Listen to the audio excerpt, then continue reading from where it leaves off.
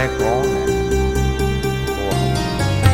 क्या ये शरीर मेरा है? तो प्रश्न उठाओ, शरीर किसका? बोले मेरा। तो जो मेरा है वो मैं नहीं हूं। ये सिर मेरा, ये सिर किसका? बोले मेरा। आप लोग कहते हैं ना कि मेरा हाथ दर्द कर रहा है, मेरा सिर दर्द कर रहा है, तो मतलब मेरा दर्द कर रहा है, मैं नहीं। उसी मैं को जानना है। कौन है वो? कुस्तम को हम कुत आयाता कामे जननी को में ताता इत परिभावय सर्वमसारं विश्वात्वक्तं स्वप्न विचारं भज गोविंदम गोविंदम भज मूढ़मते प्राप्ते सन्निहिते मरणे नहीं नहीं रक्षति डुक्रं करणे। उसी मैं को जानना है। ये भागवत की कथा इसीलिए है कि आपको अपने स्वरूप का अनुभव कराए। ये हाड़ मांस का शरीर तो कई बार छोड़ चुके हैं, इस बार भी छोड़ना है। क्या हम बार बार मरने के लिए आए हैं? याद रखना, जैसे हाई स्कूल में कोई विद्यार्थी दोबारा पढ़ रहा है तो उसका अर्थ क्या हुआ? वो हाई स्कूल में फेल हो गया इसलिए दोबारा पढ़ रहा है। उसी प्रकार हम धरती में आए हैं तो इसका मतलब पूर्व में मरने में फेल हो गए, इसलिए पुनः जन्म लेकर के मरने आए हैं। तो क्या यही करते रहेंगे? ना, अब तो अपने स्वरूप को जानेंगे। मैं कौन हूं? कहते हैं ब्रह्मा जी कमल की नाल में से नीचे उतरते गए, अंत नहीं मिला। फिर जहां थे वहीं वापस आए। तब दो अक्षर का एक शब्द सुनाई दिया, ता पा। दोनों अक्षरों को मिलाया हुआ। तब ब्रह्मा जी ने तपस्या में मन लगाया। जो बाहर नहीं मिला वो आंख बंद करके जैसे ही तपस्या में मन लगाया तो भगवान ने कृपा करके अपने स्वरूप का अनुभव कराया। शांताकारं भुजगशयनं पद्मनाभं सुरेशं विश्वाधारं गगन सदृशं मेघवर्णं शुभांगं लक्ष्मीकान्तं कमलनयनं योगभिर्ध्यानगम्यं वंदे विष्णुं भवभयहरं सर्वलोकैकनाथम्। ब्रह्मा जी ने भगवान नारायण के शुभांग को देखा भगवान नारायण की नाभि में कमल, कमल में मैं यानी ब्रह्मा। अब पता लगा कि मैं कमल से और कमल नारायण से। पहले तो यह पता लगे कि मैं किससे हूं, और जब यह पता लगेगा कि मैं किससे हूं तो यह चिंतन करते करते, मनन करते करते जब प्रेम होगा तो यह भी पता लग जाएगा कि मैं जिससे हूं उन्हीं का हूं। मैं परमात्मा से हूं, मैं परमात्मा का हूं। और एक वाक्य और जोड़ें, मैं परमात्मा में हूं। जैसे मछली पानी से है, पानी में है, पानी की है, पानी में ही उसका अस्तित्व है। जैसे नन्हा सा बच्चा 6 माह का मां से है और मां की गोदी में है तो मां में है और मां का है। उसी प्रकार हम सब परमात्मा से हैं, परमात्मा में हैं, परमात्मा के हैं। यानी समझ में आ गया।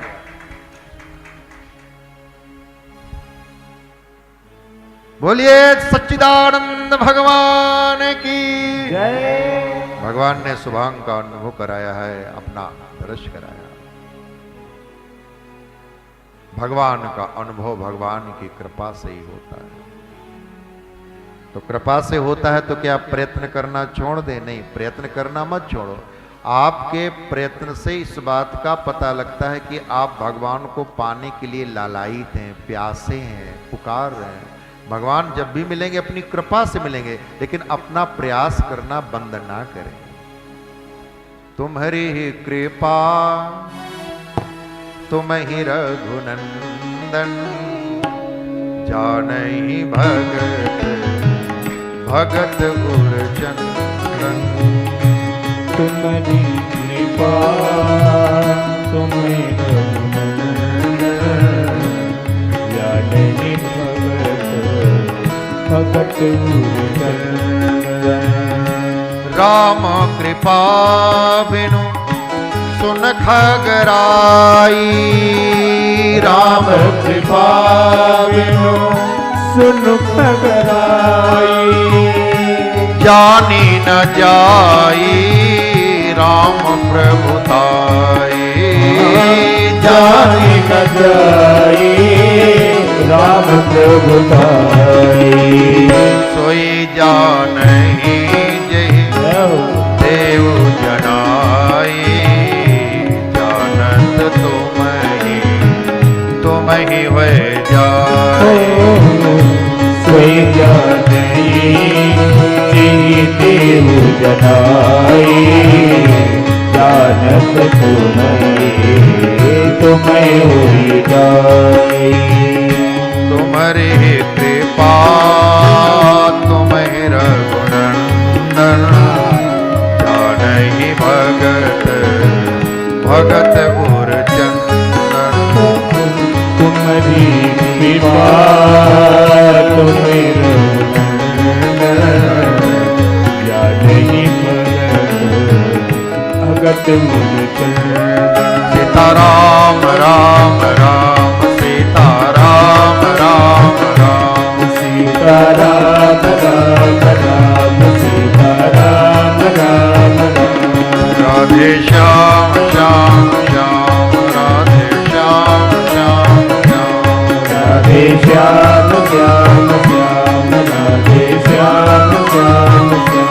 सीताराम राम राम सीताराम राम राम, सीताराम राम राम सीताराम राम राम।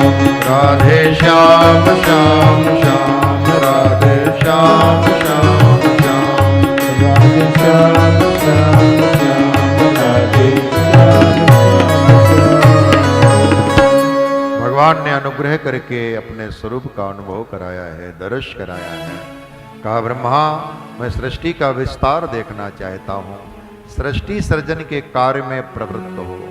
ब्रह्मा जी ने कहा प्रभु आपकी आज्ञा सिर माथे पर, लेकिन मेरी एक प्रार्थना है, मैं अपनी ही बनाई हुई रचना में फंसू नहीं, ऐसी कृपा की। रचना दो तरह की है, एक रेशम के कीड़े जैसी और एक मकड़ी के जाले जैसी। मकड़ी जाला बुनती है लेकिन स्वयं नहीं फंसती, अन्य कीटक फंसते हैं।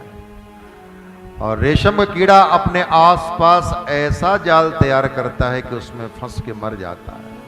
तो अपनी ही रचना अपने को मारे, ऐसी रचना नहीं करनी है। प्रभु मुझे ज्ञानोपदेश करिए। अब नारायण चतुश्लोकी भागवत सुनाते।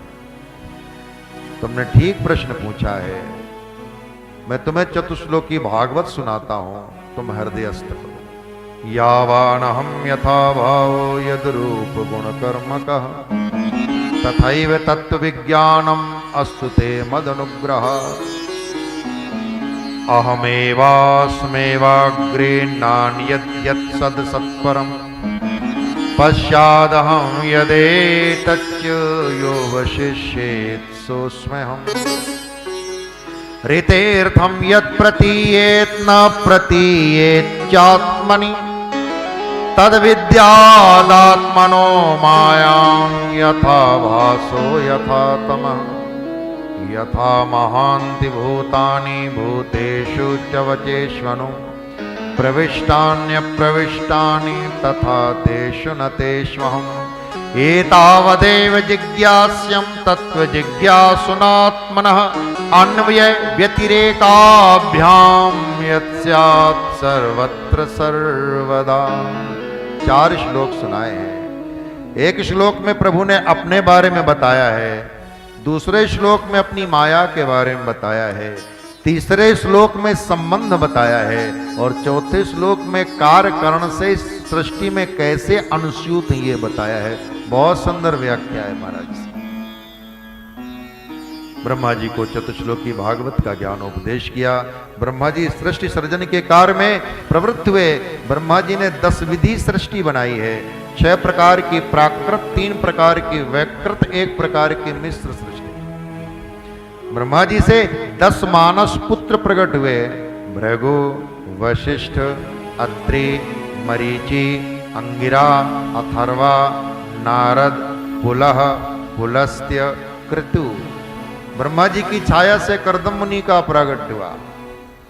ब्रह्मा जी से सनक, सनंदन, सनातन, सनत कुमार चारों भाइयों का प्रादुर्भाव हुआ।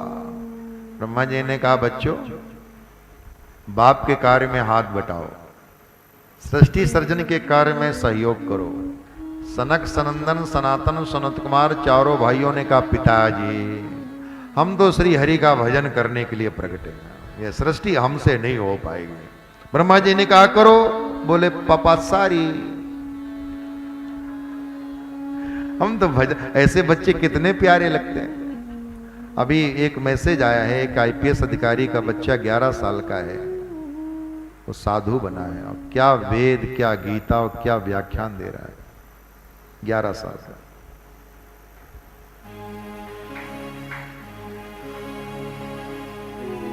सॉरी पापा हम तो भजन करेंगे। ब्रह्मा जी ने कहा, बात नहीं मानोगे, सृष्टि नहीं करोगे? बिल्कुल नहीं, नहीं करेंगे सृष्टि। तो कहते हैं ब्रह्मा जी को थोड़ा ऊपरी कहेंगे, क्रोध आया। तो हमारी आज्ञा का उल्लंघन कर रहे हो। और जब बच्चे पिता की आज्ञा का उल्लंघन किए तो क्रोध आया और ब्रह्मा जी की भ्रकुटी से एक नील लोहित तेज प्रकट हुआ, पुरुषाकार हुआ, जोर जोर से रोने लगा। नाम पड़ा रुद्र। बोलिए रुद्र भगवान की जय। रुद्र भगवान अपने स्वभाव के अनुसार सृष्टि करने लगे। भूत, प्रेत, पिशाच, आकनी, डाकनी, शाकनी सब। ब्रह्मा जी ने नेत्र बंद कर लिए कि ऐसी सृष्टि होएगी तो जीवन जीने जैसा नहीं लगेगा। बंद करो, बंद करो, बंद करो। ब्रह्मा जी ने कहा सृष्टि करो, सृष्टि करने लगे। ब्रह्मा जी ने कहा सृष्टि बंद करो, तो बंद कर दिया। तपस्या करने लगे। ब्रह्मा जी विचार कर रहे हैं। भगवान नारायण चाहते हैं कि सृष्टि का विस्तार हो, कैसे करो। विचार कर रहे थे। ब्रह्मा जी के शरीर के 2 भाग हुए। देखिए सभी एक संकल्प से सृष्टि चल रही है, भी मानसी।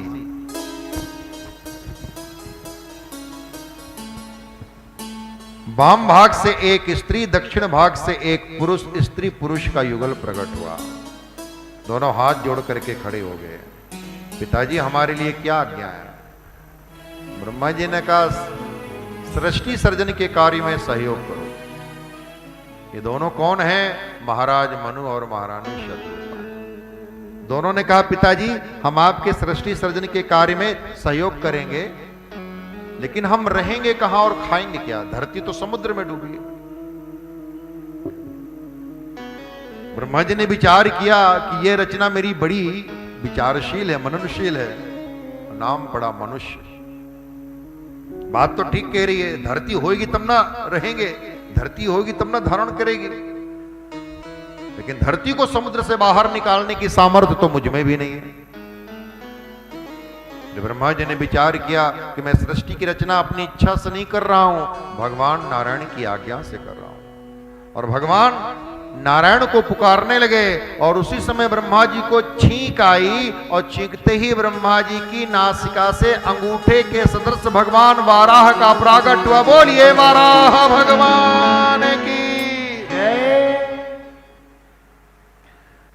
ब्रह्मा जी को छींक आई और छींकते ही वराह भगवान का प्राकट हुआ। कैसी कथा है भागवत की, छींकने से भगवान प्रकट हो गए। हम लोगों को भी बहुत सर्दी जुकाम होती है,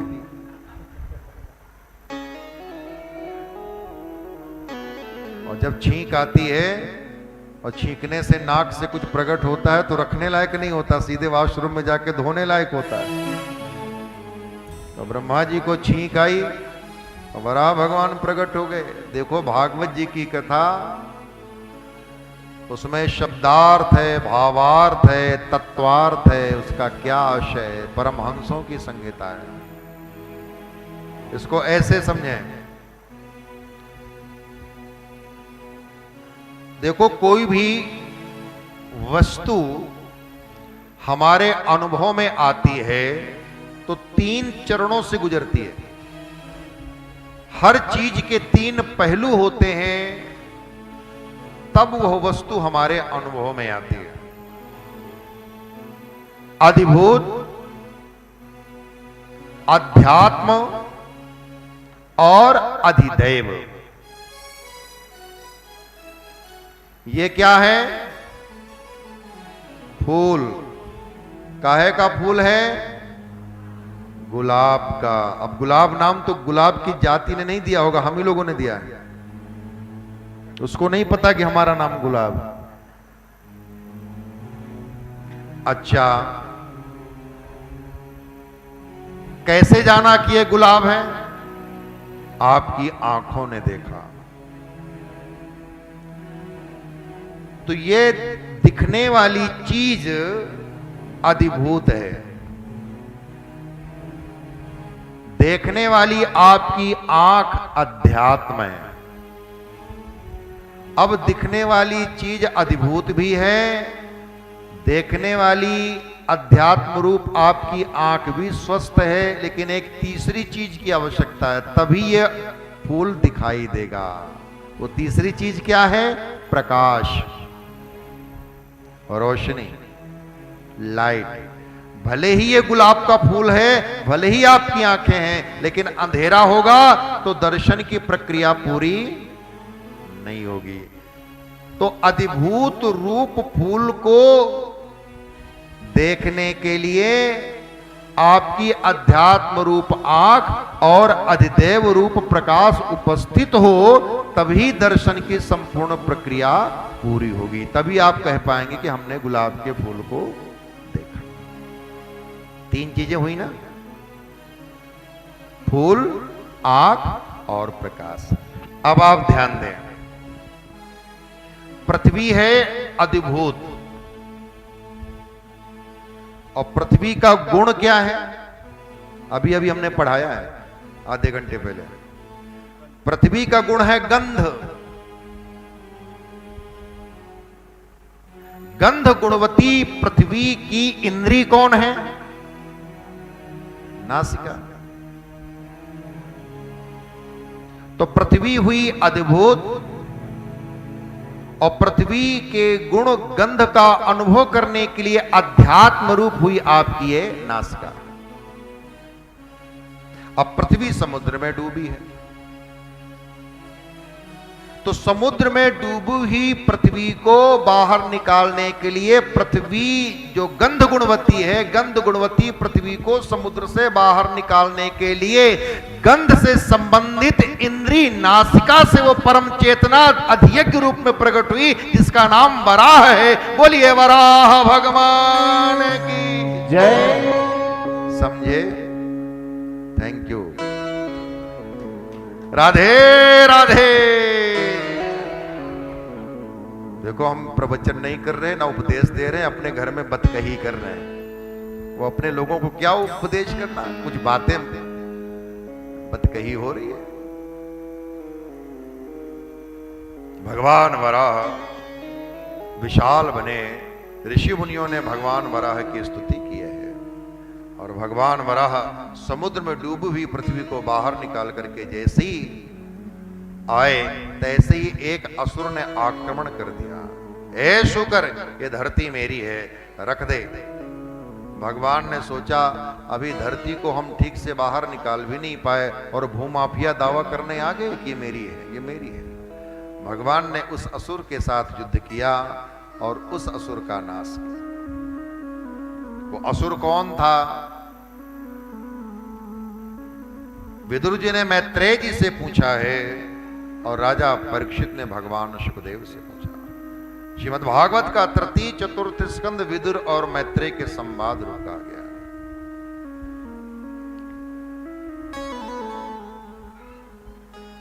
बोलिए भक्तवत्सल भगवान की जय। वराह भगवान का दर्शन करिए, अभी आ रहे हैं मंच में। यह कश्यप और दिति का पुत्र था हिरणाक्ष। एक बार कश्यप ऋषि अपने आश्रम की यज्ञशाला में, बोलिए वराह भगवान की जय। बहुत सुंदर स्वरूप बनाया भगवान वराह का, दर्शनीय है। भगवान के चरणों में बारंबार प्रणाम। कश्यप और दिति का पुत्र है। एक बार कश्यप ऋषि अपनी यज्ञशाला में बैठे हैं, सायं संध्या कर रहे हैं। तब कश्यप की पत्नी दिति, जिसके मन में काम आवेश का प्रवेश हुआ है, काम का प्रवेश हुआ है, काम के आवेश से युक्त दिति कश्यप के पास आती हैं, काम की पूर्ति की याचना करती हैं। कश्यप ने कहा, दिति ये संध्या का समय है, संध्या का समय भोजन के लिए या भोग के लिए नहीं होता, संध्या का समय भजन के लिए होता है। अपने मन में काबू रखो और भगवान का भजन करो। लेकिन दिति मानी नहीं, और दिति के कारण दिति के गर्भ में असुरों ने प्रवेश किया। बाद में जब दिति का आवेश दूर हो गया और अपने पति कश्यप से क्षमा मांगी, तो कश्यप ने कहा, दिति तुम्हारे उदर से तो असुर पैदा होंगे, लेकिन तुम क्षमा मांग रही हो, तो जाओ तुम्हें मैं आशीर्वाद देता हूं कि तुम्हारे पुत्र का पुत्र भगवान का बहुत बड़ा भक्त होगा। आगे चल करके वो कल हम लोग प्रहलाद चरित्र देखेंगे। बोलिए भक्त वत्सल भगवान की जय। भगवान को आसन में बिठा लो। आनंद कंद भगवान की जय। भगवान वराह ने समुद्र को पृथ्वी में स्थापित किया, पृथ्वी को स्थापित किया, और उस पृथ्वी में महाराज मनु और महारानी का दिव्य महाराज मनु और महारानी शतरूपा का दिव्य दाम्पत्य चला, और उनके दिव्य दाम्पत्य से 5 संतानें हुई। आकुति, देवहूति, प्रसूति 3 बेटियां हुई, और तानपाद, प्रियव्रत 2 पुत्र हुए।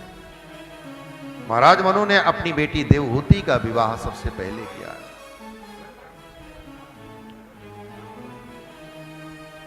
यहां ब्रह्मा जी ने कर्दम मुनि से कहा, पुत्र तुम विवाह करो और सृष्टि सृजन के कार्य में मेरा सहयोग करो। कर्दम मुनि ने कहा, पिताजी आपकी आज्ञा मुझे स्वीकार है, लेकिन मैं गृहस्थाश्रम में भी प्रवेश करूंगा तो भगवत प्राप्ति के लिए भगवान मेरे घर पुत्र बन करके आवे, जिससे मेरा गृहस्थाश्रम धन्य हो जाए। और कर्दम मुनि ने तपस्या किया है, और उनकी तपस्या से भगवान प्रसन्न होकर के प्रकट हुए। जुष्टम बताद्याखिल सत्वराशे सांसिद्यमक्षणोस्तव दर्शनान् यद्दर्शनम जन्म विरीड सधीरा शासते योगिनो रूढ़ योगा। हे प्रभु, आपके चरणारविंद भवसिंधु से तरने के लिए नौका सदृश है। मैं भवसिंधु को तरने की इच्छा लेकर आपके नौका सदृश चरणों के आश्रम में आया हूं। आपके समान पुत्र चाहता हूं। भगवान ने कहा, मेरे समान तो संसार में कोई है नहीं, मेरे समान तो मैं ही हूं, मैं ही तुम्हारे घर पुत्र बन करके आऊंगा। कर्दम मुनि ने कहा, प्रभु अभी तक मेरा विवाह नहीं हुआ। भगवान ने कहा, बेटा पहले मांग लिया, शादी हुई नहीं, चलो विवाह की भी व्यवस्था हम ही करते हैं। आज से तीसरे दिन आपके आश्रम में रथ आएगा, राजा रानी और राजकुमारी देवहूति आएंगे। तुम राजकुमारी देवहूति के साथ पाणी ग्रहण संस्कार करना।